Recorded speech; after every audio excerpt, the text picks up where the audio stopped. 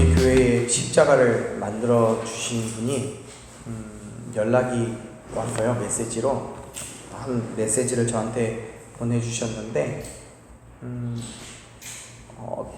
이제 섬기느라고 어느 교회에, 작은 교회에 작은 십자가를 하나 만들어서 보내드렸대요. 섬기려고. 그러니까 뭐 판 게 아니라 보내드렸는데 그분이 그 십자가를 붙들고 걸지를 못하고 한참을 울면서 기도하다가 걸었대요. 왜 그랬냐니까 그분이 개척한 지 10년 만에 십자가를 걸었대요. 처음 십자가였대요. 저희 교회가 이 십자가가 저희 교회 개척한 지 만 2년 만에 붙인 십자가거든요. 그때도 저희 십자가 걸면서도 되게 감동했고 감격했고 막 붙들고 기도하는 심령으로 걸었거든요. 근데 제가 그랬는데 10년 만에 거는 그분의 심정, 그 목사님의 심정은 어떻겠어요? 좀 이렇게 공감이 되더라고요. 공감이 되어서 저도 기도할게요. 그리고 이렇게 메시지를 보내드렸는데 그런 것 같아요. 우리는요 그리스도의 종으로 살아가요. 목회자들은 더욱더 그렇겠죠. 근데 그리스도의 종으로 살아가는 건 목회자뿐만 아니라 모든 그리스도인이 해야 될 일이라고 생각합니다. 그러면서 저는 그분께 그렇게 메시지를 보냈어요. 이 십자가가 세상의 다른 사람들에게는 귀에 거는 또 목에 거는 그냥 단순한 액세서리로 보이겠지만 목회자들에게 있어서는 그리스도인도 마찬가지고요. 목회자들에게 있어서는 특별히 이 십자가는 정말 자존심과 같은 거라고. 왜냐하면 이 십자가 때문에 우리는 살아가고 있기 때문에. 그런 것 같아요. 물론 십자가를 우상화하지 않는다고 해서 걸어놓지 않는 교단도 있는데 저에게 있어서 이 십자가는 제 믿음을 다시 한번 다잡는 어떤 상징적인 의미인 것이고, 이 십자가를 바라볼 때마다 예수님께서 나를 위하여 행하신 그 일들을 기억하고 떠올리거든요. 그렇기 때문에 이 십자가는 그리스도인들에게 있어서는 저는 자존심이라고 생각합니다. 그래서 이 십자가가 무너져서는 안 되고요, 쓰러져서는 안 되는 거죠. 뭔가 정말 성물, 그야말로 거룩한 물건이기 때문에가 아니라 이 십자가가 예수님을 상징하고 있기 때문에라고 저는 그렇게 굳게 믿습니다. 그런 의미에서 이 십자가를 통해서 하나님께서 우리에게 말씀하시고자 하시는 것이 우리 분명히 있다고 믿고요. 그것을 우리는 분명히 발견해야 된다고 저는 믿습니다. 그걸 발견해서 그냥 발견하는 것으로 끝나는 게 아니라 그 발견됨이 세상 가운데 또한 드러나야 되고 가르쳐져야 되고 알게 해야 그 십자가 앞에 많은 사람들이 다시금 나올 수 있다고 저는 믿습니다. 오늘 또 다시 한번 이 갈라디아서를 통해서 바울이 갈라디아 교회에 하는 그 말씀이 우리에게 또한 십자가를 발견하는 계기가 되기를 소망합니다. 자, 갈라디아 교회에 생겨난 문제로 인해서 바울은 편지를 써서 보내요. 그러면서 자기가 사도된 그 배경과 함께 다른 복음은 없다는 것을 분명하게 선언합니다. 여러분, 다른 복음은 없어요. 어떤 것도 예수님의 복음을 대체할 수 있는 게 없고요. 그 무엇도 복음보다 앞세울 것이 하나도 없습니다. 심지어 인간의 만족을 위한 복음도 없고요. 인간의 욕심을 채우고 인간의 자랑을 위해서 복음도 안 되는 거예요. 그건 제가 하는 얘기가 아니라 바울이 그렇게 얘기하는 거예요. 복음은 예수 그리스도의 죽으심과 부활하심을 믿는 그 복음 이외에 다른 그 어떤 복음도 있지 않다는 사실 여러분 믿으시길 바랍니다. 그렇습니다. 복음은요, 누구를 만족시키기 위해서 존재하는 게 아니에요. 복음은 내 자랑을 위해서도 존재하는 게 아닙니다. 오직 하나님의 잃어버린 양을 찾기 위해서이고 또한 하나님의 나라를 확장시키기 위해서 있는 것이 복음이란 사실 여러분 믿으시길 바랍니다. 그렇기 때문에 복음에는 분명한 능력이 있는 거예요. 그렇기 때문에 그 복음에는 생명이 있는 줄로 믿습니다. 사도 바울은요, 그 복음을 선포하고 전하기 위한 목적으로 부르심을 받아서 사도의 역할을 감당하고 있는 거예요. 자, 이제 바울은요 11절에서부터 본론으로 들어가서, 이 편지의 본론으로 들어가서 이전에 자신이 겪었던, 자신이 전했던 그 복음에 대해서 다시 한번 정리해서 선언합니다. 내가 어떤 복음을 전했는지를 이야기하는 거예요. 그런데 단적으로 내가 전한 복음은 이거야 라고만 얘기하고 끝나는 게 아니라 그 복음이 자신의 삶의 경우를 예를 들어서 이야기를 해요. 간증하듯이 아주 하는 거죠.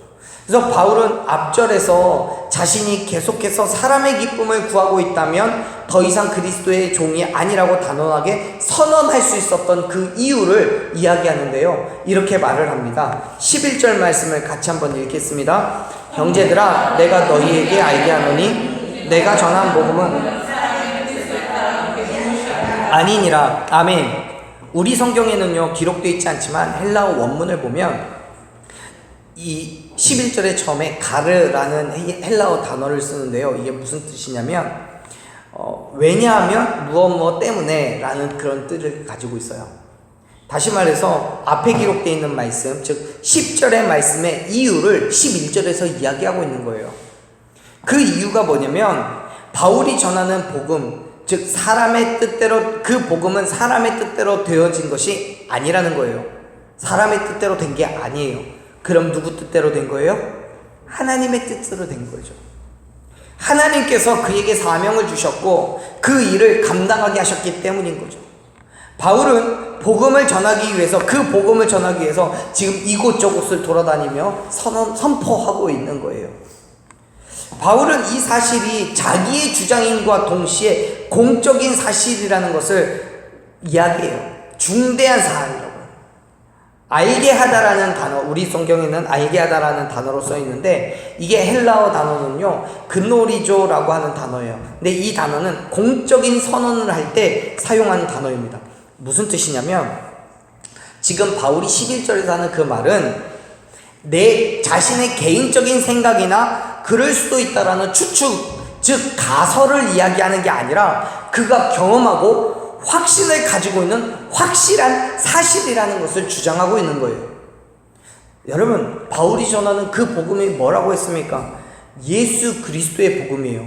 예수님께서, 하나님께서 보내심을 받아서 이 땅에 오셨고 우리를 위해서 죽으셨고 다시 3일 만에 부활하심으로 우리의 모든 죄를 속량하셨다는 그 복음을 전하고 있는 거예요. 그런데 그 복음이 바울이 성경을 통해서 어떤 것을 통해서 배웠거나 혹은 들었거나 그런 게 아니라 자신의 삶에서 경험되어진 그 분명한 사실, 내가 증언할 수 있는 그 사실을 가지고 분명하게 확신을 가지고 이야기하고 있다는 거죠.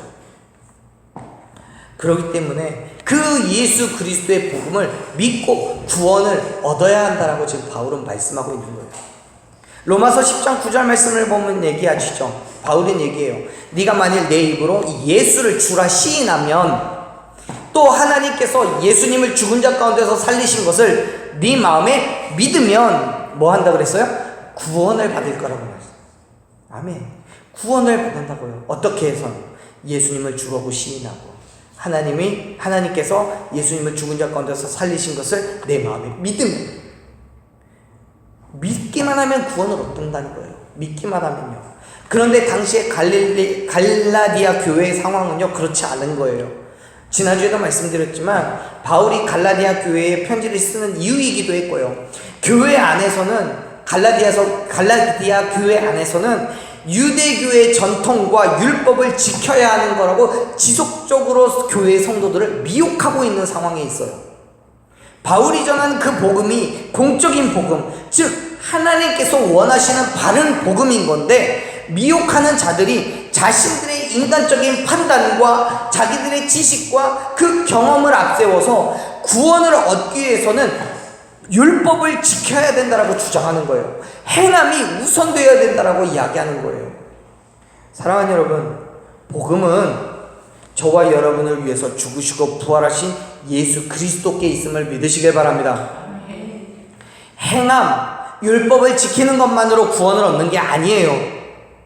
구원은 분명하게 예수 그리스도께 있음을 다시 한번 믿으시길 바랍니다. 그렇기 때문에 바울은요 자신이 전하는 그 복음이 사람의 뜻에 따라서 얻은 게 아니라고 말하는 거예요. 그리고 말하죠. 12절 말씀이요. 같이 읽어볼게요. 이는 내가 사람에게서 받은 것도 아니요 배운 것도 아니요 오직 예수 그리스도의 계시로 말미암은 것이라. 아멘. 바울은 분명하게 선언합니다. 뭐라고 선언해요? 내가 전하는 이 복음은 사람에게 받은 게 아니고 사람에게 배운 것도 아니고 오직 예수 그리스도의 계시로 인한 거라고 그렇게 말하고 있습니다. 지금 바울은요, 다메섹으로 가는 그 길에서 만난 부활하신 예수님에게서 복음을 받았다고 선언하는 거예요. 그렇기 때문에 그 복음이 진짜인 거고 오직 그 복음을 통해서만이 구원을 얻을 수 있다는 것을 확신하고 있는 거예요. 사실 여러분들도 아시겠지만 바울은 그의 표현대로 사람의 뜻에 따라서 받거나 배운 복음도 알고 있어요. 그 복음이 뭐예요? 율법을 지켜야 된다는 것, 행함으로 구원을 얻을 수 있다는 것도 바울이 알아요. 어떻게 알 수 있어요? 바울이 유대인이었잖아요. 바리새인이었고요. 또요, 철저한 율법주의자였어요. 그 누구보다도 율법이 뭐라는 것, 율법을 통해서 무엇을 얻을 수 있는지, 유대인들이 주장하는 게 무엇인지를 누구보다도 잘 아는 사람이에요. 그가 바로 예수 그리스도의 복음을 전했던 스데반 집사가 순교하는 그 자리에 증인으로 있었던 사람이에요. 그 스스로도 그렇게 고백하고 있어요. 뭐라고 고백해요? 13절 14절 말씀 봐봐요. 같이 읽겠습니다. 내가 이전에 유대교회에 있을 때 행한 일을 너희가 들었거니와 하나님의 교회를 심히 박해하고 멸하고 내가 내 동족 중 여러 연갑자보다 유대교를 지나치게 믿어 내 조상의 전통에 대하여 더욱 열심히 있었으나. 아멘. 똑같이 얘기하잖아요. 앞서 말씀드렸듯이 바울은요, 유대계의 혈통을 가지고 있었고요, 바리새인의 지식이 있었고요, 또 철저한 율법주의자로서 오직 율법적인 행함을 통해서만 구원을 얻을 수 있다는 확고한 확고한 지식이, 그의 뜻이 있었습니다. 심지어 예수님을 믿는 그리스도인들을 잡아서 가두고 핍박하는 것으로 하나님의 뜻을 이루어가고 있다라고 그렇게 생각했어요. 그렇게 함으로써 바울 스스로 구원을 얻고 천국의 자리가 그에게 주어진다라고 굳게 믿었던 거죠. 그래서 14절에서 고백하고 있듯이 다른 유대인들이나 율법주의자들보다 또 연령과 학식이 많은 다른 사람들보다 훨씬 더 열심히 있었다라고 말합니다. 그게 뭐냐면 사람들로부터 받았고 배운 거예요. 그랬던 그가 이제는 자신이 그토록 믿었던 복음을 버리고 지금은 예수 그리스도의 복음을 선포하고 있다는 거죠. 예수 그리스도의 복음이 아니면 구원을 얻을 수 없다는 것을 알았기 때문인 거죠. 왜요? 어떻게 알았어요? 예수님이 성경대로 우리의 죄를 위하여 죽으셨다가 사흘 만에 부활하셔서 믿는 모든 자들에게 구원을 얻게 하셨음을 그가 스스로 경험하고 깨달았기 때문인 거예요. 사랑하는 여러분, 믿으시길 바랍니다. 예수님께서 성경대로 우리 죄를 위하여 죽으셨고 사흘 만에 부활하셔서 믿는 모든 자들에게 구원을 얻게 하신 줄로 믿으시길 바랍니다. 그 사실이 바울도 알게 되었고 그래서 믿어지는 하나님의 은혜가 그에게 주어졌다고 이야기하는 거예요. 그게 언제 그랬어요? 다메섹으로 향하는 가는 그 길에서요. 부활하신 예수님을 만남으로써요. 바울은 그때 깨달아 알게 된 거예요.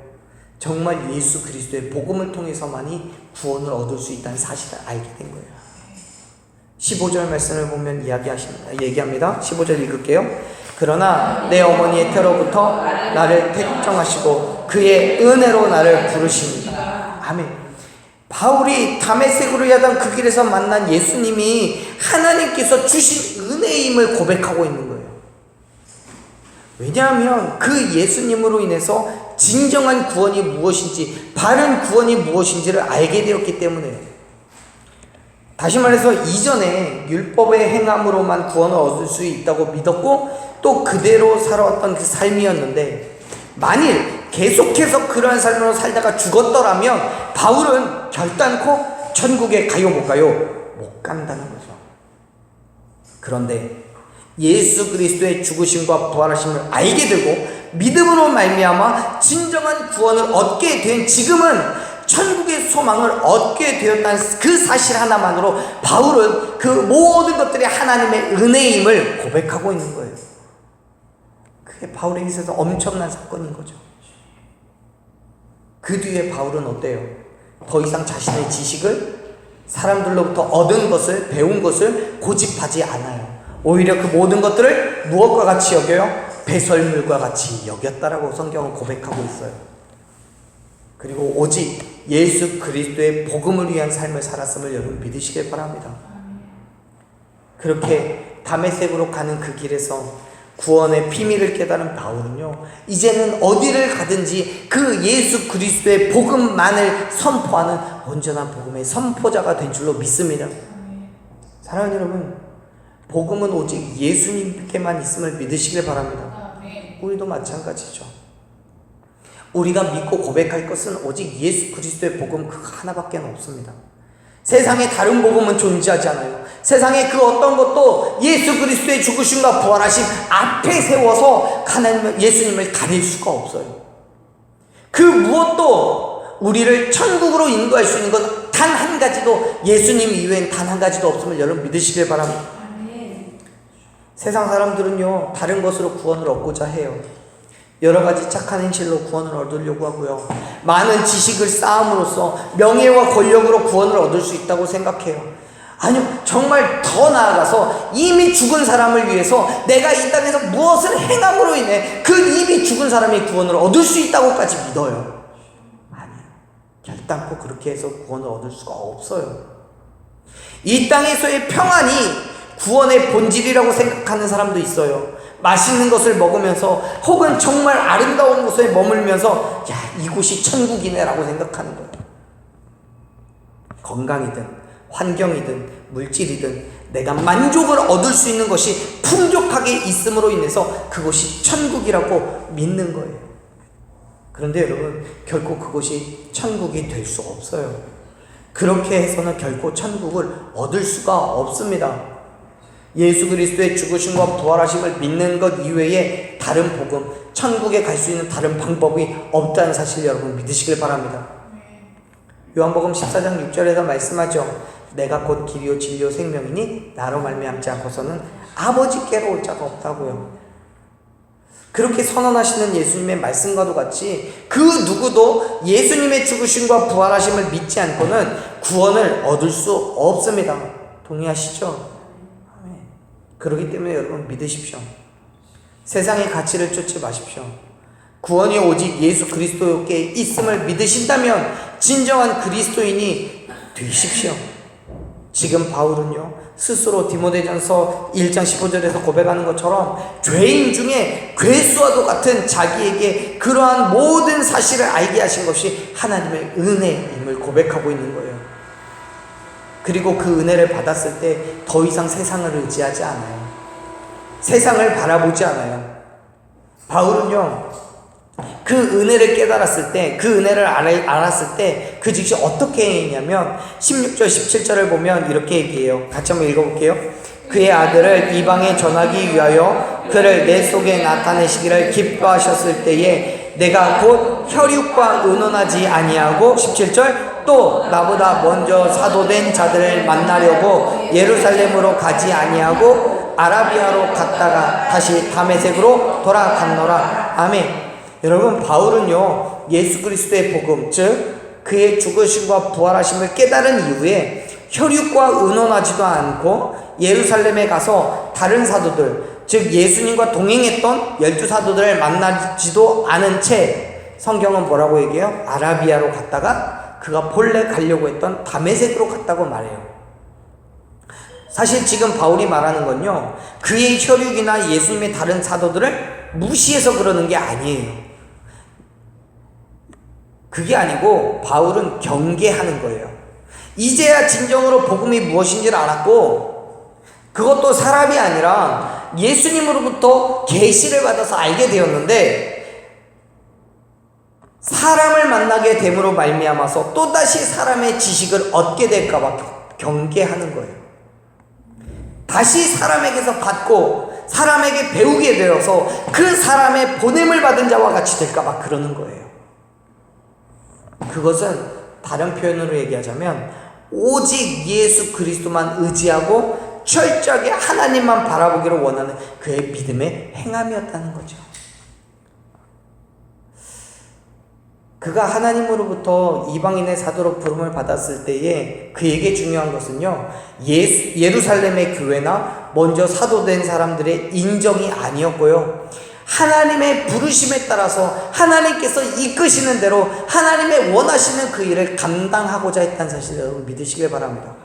인간의 생각과 인간의 경험과 인간의 보냄을 받은 게 아니라 하나님의 이끌림 받아서 하나님께서 원하시는 그 길에 서서 하나님께서 바라시는 그 일을 행하는 것이 바울이 바로 원하는 거였다는 사실을 여러분 믿으시길 바라요. 사랑하는 여러분, 우리는 예수님을 믿는다고 하면서 많은 것들을 세상에 의지해요. 부르심을 따라 살아간다고 하면서 세상의 지식과 인간적인 경험을 의지해요. 물질도 의지하기도 하고요, 내 감정을 따라가기도 해요. 심지어 복음을 전하는 것까지도 하나님의 지혜를 구하고 하나님의 뜻을 찾는 게 아니라 내 경험과 내 생각을 의지해요. 그런데 여러분, 그러한 모든 세상의 것들이 얼마나 부질없는 것인지 아시죠? 성경은 말씀합니다. 전도서에서요, 헛되고 헛되니 헛되고 헛되도다라고 말씀하고 있고요, 또 예수님께서는 풀의 꽃과 같다 그러고도 비유하여서 말씀하여, 사랑하는 여러분, 오직 예수 그리스도의 죽으심과 부활하심을 믿으며 오직 하나님만 바라보고 의지하는 저와 여러분 되기를 간절히 축원합니다. 세상에서요, 예수 그리스도의 복음밖에 우리가 의지할 게 없다는 사실이 여러분 우리에게 굳게 믿어져야 되는 거죠. 세상의 그 어떤 것도 바라보지 않고요, 우리 인생의 가운데에서 잠깐은 만족할 수 있을지 모르겠지만 결국 영원할 수 없는 그것을 바라보면서 살아가지 마십시오. 하나님이 아니면 그 어떤 것도 온전하지 않다는 사실 여러분 기억하시길 바랍니다. 바울은요, 그 사실을 알았기 때문에 혈육에게 가지 않아요. 예루살렘에 가서 사도들을 만나지 않아요. 먼저 하나님의 역사심을 기대하면서 하나님을 의지하기 위해서 오히려 반대쪽으로 아라비아로 가는 거죠. 그리고 다메섹으로 가요. 사랑하는 여러분, 저는요, 저와 여러분이 오직 하나님만 의지하기를 소망합니다. 세상에 그 무엇도 하나님과 바꿀 수 없고요, 그 어떤 것도 예수 그리스도의 복음을 대신할 것이 없다는 사실을 여러분 믿으시길 바랍니다. 우리 말씀을 좀 더 읽어볼게요. 18절 19절 말씀을 읽겠습니다. 그 후 3년 만에 내가 게바를 방문하려고 예루살렘에 올라가서 그와 함께 15일을 머무는 동안 왜 다른 사도들을 보지 못하였노라. 아멘. 바울은 먼저 그렇게 하나님을 의지해요 하고 하나님의 말씀 앞에 자신을 내어놓는 시간을 보낸 이후에 3년을 보내요. 3년을 그렇게 지내고 게바를 만나기 위해서 예루살렘으로 갑니다. 여기는 이 게바가 바로 베드로예요. 베드로요. 물론 바울이 베드로만을 만나려고 간 게 아니에요. 다른 사도들도 함께 만나고 싶었어요. 그런데 19절에서 이야기하듯이 다른 사람들 베드로와 야고보 외에 다른 사도들은 만나질 못해요. 예루살렘에 아마 이때쯤엔 이미 예루살렘에 있지 않았을 거예요. 각 지역으로 흩어져서 하나님께서 각자에게 허락한 그 사명을 감당하고 있던 중이었던 거죠. 베드로를 예루살렘에 만나서 15일간 그와 함께 지냅니다. 이 15일 동안에 이 바울과 베드로는 뭘 하냐면 하나님의 말씀, 그리고 예수 그리스도의 죽으심과 부활하심, 또 바울 스스로 다메섹을 향해 가는 그 길에서 만난 예수님에 대해서 서로 이야기를 나누고 서로 토론하고 또 지식을, 경험을 공유하고 있는 거예요. 왜 그러냐 하면 바울은요, 자기가 만난 다메섹 도상에서 만난 그 예수님이 어떤 예수님인지 또 어떤 일들이 있었는지에 대해서 분명한 확신과 함께 체계적인 지식을 쌓아가고 있는 중인 거죠. 무슨 뜻이냐면 이전에 그가 신봉했고 믿어왔고 확신을 가졌던 유대인의 그 지식과 경험을 이제는 완벽하게 버려버리고 오직 예수 그리스도의 복음 앞에 자신의 삶을 내어놨다는 것을 의미하는 거예요.